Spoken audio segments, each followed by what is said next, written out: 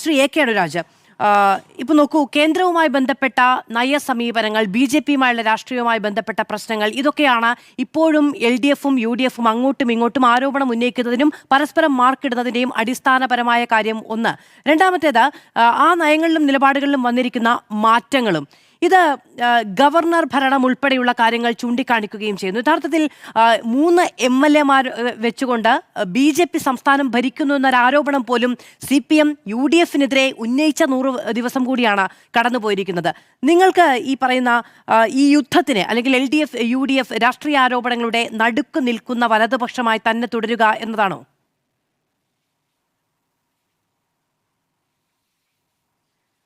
ഇല്ല, അങ്ങനെയല്ലല്ലോ. അത് LDFും UDFും പരസ്പരം ആരോപണങ്ങൾ ഉന്നയിക്കാൻ വേണ്ടി പറയുന്നുള്ളതല്ലേ ഉള്ളൂ. ഇവർക്ക് രണ്ടുപേർക്കും ആ നയങ്ങളിൽ എന്താ വ്യത്യാസമുള്ളത്? ഇപ്പൊ PM ശ്രീ ഇപ്പോ ഇടതുപക്ഷം പറയുന്നു അതിൽ പിന്മാറാനാണെങ്കിൽ നേരത്തെ തന്നെ അവർക്ക് പിന്മാറാമായിരുന്നല്ലോ. അത് മാത്രമല്ല, ആരാണ് ഈ ധാരണാപത്രം ഒപ്പിട്ടത്? ഇടതുപക്ഷമല്ലേ. അപ്പൊ ആ ഇടതുപക്ഷത്തിന് അത് കഴിഞ്ഞിട്ട് ദിവസങ്ങളുണ്ടായിരുന്നു. അത് കഴിഞ്ഞ് അവരും ഈ പറഞ്ഞ സ്കൂളിലെ ലിസ്റ്റ് കൊടുത്തിട്ടില്ല, ഒന്നും ചെയ്തിട്ടില്ല.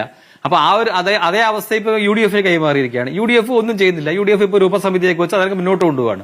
അപ്പൊ ഇവർക്ക് രണ്ടുപേർക്കും ഇതിലെ ഒരേ നിലപാടാണുള്ളത്. അപ്പൊ അതിനുവേണ്ടി അവർ പരസ്പരം കുറ്റം പറയുന്നു എന്നുള്ളതേ ഉള്ളൂ. സത്യത്തിൽ യോജിച്ചു നിൽക്കുന്ന ഇവർ രണ്ടുപേരുമാണ്. അപ്പൊ ഈ സത്യത്തിൽ സംഭവിക്കുന്നത് എന്താണ്? ഇപ്പം ഗവർണർ ഭരണത്തെ കുറിച്ച് പറഞ്ഞു. കഴിഞ്ഞ സർക്കാരിന്റെ കാലത്ത് എന്തെന്ത് തർക്കങ്ങളും പ്രശ്നങ്ങളും കോടതി വരെ എത്തിയില്ലേ? അതായത് ഇപ്പം നമുക്ക് ഏറ്റവും വലിയ പ്രശ്നം യൂണിവേഴ്സിറ്റികളുമായി ബന്ധപ്പെട്ടായിരുന്നില്ലേ? അത് സുപ്രീം കോടതി വരെ പോയില്ലേ? അപ്പൊ എന്നിട്ടല്ലേ അവസാനം ഗവർണർക്ക് വൈസ് ചാൻസലർമാരെ നിയമിക്കാമെന്ന് പറഞ്ഞത്. ഇപ്പൊ ഇവിടെ സെനറ്റ് മെമ്പേഴ്സിന്റെ കാര്യം പറഞ്ഞു. നേരത്തെ LDF ഭരിക്കുമ്പോൾ ഗവർണർ സെനറ്റ് മെമ്പേഴ്സിന് ഇതുപോലെ അതത് മേഖലയിലുള്ള പ്രാവീണ്യമുള്ള ആൾക്കാരെ വെച്ചിട്ടുണ്ട് എല്ലാ യൂണിവേഴ്സിറ്റികളിലും. അപ്പൊ അത് തന്നെയാണ് ഇപ്പൊ തുടരുന്നത്. ഇപ്പൊ പുതുതായിട്ടൊന്നും സംഭവിച്ചിട്ടില്ല. അപ്പൊ ഇപ്പൊ എന്താന്ന് വെച്ചിട്ടുണ്ടെങ്കിൽ ഇപ്പോ SFIക്കാർ സമരം ചെയ്യുന്നു. നേരത്തെ SFIക്കാർക്ക് ഇത്ര ശക്തമായ സമരം ഉണ്ടായിരുന്നില്ല. ഇപ്പൊ നേരത്തെ KSU സമരം ഉണ്ടായിരുന്നു. ഇപ്പൊ അവർക്ക് സമരമില്ല. അപ്പൊ ഇതേ ഉള്ളൂ കാര്യങ്ങളിൽ. ഇതൊരു മാറ്റവും വന്നിട്ടില്ല. പിന്നെ നമ്മൾ എന്താ പറയാ, ഇതില് എന്താണ് BJPയുടെ ഇപ്പൊ പുതിയ സാഹചര്യം? BJP കേരളത്തിൽ വളർന്നു വരികയാണ്. ഇപ്പൊ കേരളത്തിലെ നിയമസഭയിൽ 3 പേരുണ്ടെന്നുള്ളത് ശരിയാണ്. പക്ഷേ നമ്മൾ ഓർക്കേണ്ടത് ലോക്സഭയിൽ ഒരാളുണ്ട്. ലോക്സഭയിൽ 2 സീറ്റുകൾ എന്താ പറയാ ചെറിയ വോട്ടിനാണ് പരാജയപ്പെട്ടത്. തിരുവനന്തപുരം കോർപ്പറേഷൻ, ഏറ്റവും പ്രധാനപ്പെട്ട കോർപ്പറേഷൻ ഭരിക്കുന്നത് ഇപ്പൊ BJPയാണ്. കുറെ തദ്ദേശ സ്വയംഭരണ സ്ഥാപനങ്ങൾ ഭരിക്കുന്നുണ്ട്. അപ്പൊ ആ രീതിയിൽ BJPക്ക് അനുകൂലമായ ഒരു രാഷ്ട്രീയ സാഹചര്യം കേരളത്തിൽ ഉരുത്തിരിഞ്ഞു വരുന്നുണ്ട്. അപ്പൊ സ്വാഭാവികമായിട്ടും ഈ 2 മുന്നണികളും ഒരു ശത്രുവായിട്ട് BJPയെ കാണുകയാണ്, NDAയെ കാണുകയാണ്. അപ്പൊ അതുകൊണ്ട് ഇനിയിപ്പോ കേരളത്തിന്റെ രാഷ്ട്രീയം ഈ പറഞ്ഞ നമ്മളിപ്പോ ഒരു എന്താ പറയാ ഒരു 3 മുന്നണികൾ എന്നതിൽ നിന്ന് 2 മുന്നണികളിലേക്ക് ചുരുങ്ങുമോ എന്നുള്ളതാണ് ഇപ്പോഴത്തെ ഏറ്റവും ഗൗരവമേറിയ പ്രശ്നം. അതായത് ഇപ്പൊ നമ്മളിപ്പം LDFിന്റെ കാര്യം എടുത്താൽ എനിക്ക് തോന്നുന്നു 1970 ശേഷം ആദ്യമായിട്ടാണ് CPMന് ഒരു സംസ്ഥാനവും ഭരിക്കുന്ന സാഹചര്യം ഇല്ലാത്ത ഒരു രാഷ്ട്രീയ സാഹചര്യം ഇന്ത്യയിലുള്ളത്. കോൺഗ്രസിന്റെ കാര്യം നമ്മളിപ്പോ കഴിഞ്ഞ ദിവസം വന്ദേ മാതരം CPMനെ കുറിച്ചോ? ഇല്ല, അതിലേക്ക് കടക്കാറായിട്ടില്ല. ഞാൻ രണ്ടിനെയും കുറിച്ചാണ് പറയുന്നത്. ഞാൻ പറയുന്നത് ഇപ്പൊ കോൺഗ്രസിന്റെ കാര്യം ഞാൻ പറയാൻ പോകണം. അത് കോൺഗ്രസ് നമ്മളിപ്പോ ഈ വന്ദേ മാതര വിവാദമൊക്കെ ഉണ്ടായപ്പോ 3 സംസ്ഥാനങ്ങളെ ചൊല്ലിയെന്നാ പറയുന്നത്. അപ്പൊ 3 സംസ്ഥാനവും കേരളവും, ഈ 4 സംസ്ഥാനങ്ങളിലെ കോൺഗ്രസ് ഉള്ളൂ. അപ്പൊ കേരളത്തിലെ സ്ഥിതി എന്താണ്? കേരളത്തിലെ അവരുടെ ശത്രു BJP അല്ല. അവരുടെ ശത്രു ഇപ്പോഴത്തെ സാഹചര്യത്തിൽ LDF ആണ്. അപ്പൊ അതുകൊണ്ട് ഇവിടുത്തെ വിജയത്തെ ദേശീയ തലത്തിൽ കോൺഗ്രസിന് അത്തരത്തിൽ ഗുണകരമാകുമെന്ന് വെച്ചില്ല. കാരണം അവരുടെ ഒറ്റ അലയൻസ് ആണ് അവിടെ പോയി കഴിഞ്ഞാൽ. അപ്പൊ ആ രീതിയിൽ നോക്കുമ്പോൾ 3 സംസ്ഥാനത്തെ ഒരു ഭരണ സാഹചര്യം മാത്രമേ അവർക്ക് സംസ്ഥാന ഭരണത്തിന്റെ കാര്യത്തിലുള്ളൂ. കേന്ദ്ര ഭരണമാവട്ടെ കഴിഞ്ഞ 12 വർഷമായിട്ടില്ല. അപ്പൊ കോൺഗ്രസിന്റെ നേതൃത്വത്തിൽ ഇപ്പോഴുള്ള പലർക്കും ഈ ഭരണ പരിചയമുള്ളവരല്ല. ഭരണ സംവിധാനവുമായിട്ട് അതിന് വലിയ ബന്ധം കോൺഗ്രസിന് ഇപ്പൊ സംഘടനാ തലത്തിൽ അവകാശപ്പെടാൻ പറ്റില്ല. ഉദാഹരണം പറഞ്ഞാൽ നമ്മൾ രാഹുലിന്റെ കാര്യം എടുത്താൽ അദ്ദേഹത്തിന് ഭരിച്ചിട്ടുള്ള പരിചയമില്ല, കേന്ദ്ര സർക്കാരിനെ മുന്നോട്ട് കൊണ്ടുപോയിട്ടുള്ള പരിചയമില്ല. അതിന് മുന്നേ ഉണ്ടായിരുന്ന മുഖ്യമന്ത്രി ആരാണ്? നമുക്കറിയാം, യശസ്വീനായ ഡോക്ടർ മൻമോഹൻ സിംഗ് ആണ്. അതിനുശേഷമുള്ള ഒരു പ്രധാനമന്ത്രി തന്നെ ഇപ്പൊ കോൺഗ്രസിന് ഇല്ല. ദേശീയ തലത്തിൽ നേരത്തെ ഒരു മുൻ പ്രധാനമന്ത്രി എന്ന് പറയാൻ ആരുമില്ല. അല്ല, മുൻ കേന്ദ്രമന്ത്രിമാർ അവരുടെ എണ്ണവും കുറവാണ്. അവർ സജീവമായ നേതൃത്വത്തിൽ ഇല്ലാത്തൊരു സാഹചര്യമാണ്.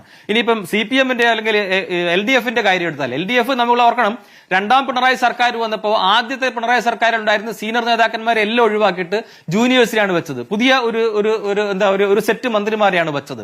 ആ 2ാം മന്ത്രിസഭ നേരിട്ട ഏറ്റവും വലിയൊരു ആരോപണം മുഖ്യമന്ത്രി മാത്രം ഭരിക്കുന്നു, മറ്റ് വകുപ്പുകൾ അപ്രസക്തമാകുന്നു, താരതമ്യേന ക്യാപ്റ്റൻ മാത്രം ഭരിക്കുന്നു എന്നുള്ളതായിരുന്നു. എനിക്ക് തോന്നുന്നത് ഈ പറഞ്ഞ 100 ദിവസം, ഈ 100 ദിവസത്തിൽ ഈ സർക്കാരിന് നേരിടാൻ പോകുന്ന പ്രതിസന്ധി അതാണ്. അതായത് നമ്മുടെ മുഖ്യമന്ത്രിക്ക് എന്താണെന്ന് വെച്ചിട്ടുണ്ടെങ്കിൽ മുൻ ഭരണപരിചയമില്ല. അദ്ദേഹം കുറെ കാലം MLA ആയിരുന്നു എന്നുള്ളതേ ഉള്ളൂ. വേറൊരു ഭരണ പദവിയും പ്രതിപക്ഷ നേതാവ് എന്നുള്ളതല്ലാതെ വേറൊന്നും വഹിക്കാൻ പറ്റിയിട്ടില്ല. കേരളത്തിലെ ഈ UDF LDF രാഷ്ട്രീയത്തിൽ നമുക്കറിയാം, പ്രതിപക്ഷ നേതാവിന്റെ ഒരു വാക്കിനും ഒരു നിലപാടിനും ഭരണപക്ഷം വില കൊടുക്കാറില്ല. അത് ഏത് മുന്നണിയായാലും.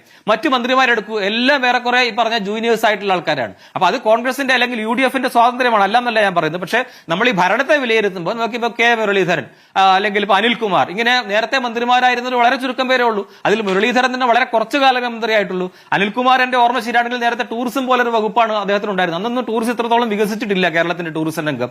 അപ്പൊ ആ രീതിയിൽ പരിണിതപ്രജ്ഞരായ ആൾക്കാർ ഇന്നത്തെ മന്ത്രിസഭയിലും കുറവാണ്. വരാനുണ്ടായിരുന്ന ഇപ്പം ഇദ്ദേഹമുണ്ട്, രമേശ് ചെന്നിത്തലയുണ്ട്, പിന്നെ വരേണ്ടിയിരുന്ന ഒരാള് നമ്മുടെ ഇപ്പോഴത്തെ സ്പീക്കറാണ്. അദ്ദേഹം പക്ഷേ സ്പീക്കറായിട്ട് മാറി.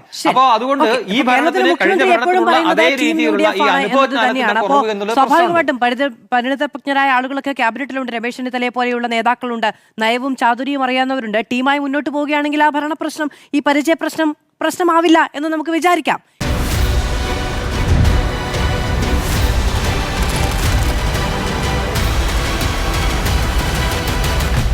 Debate with Madhu Saji.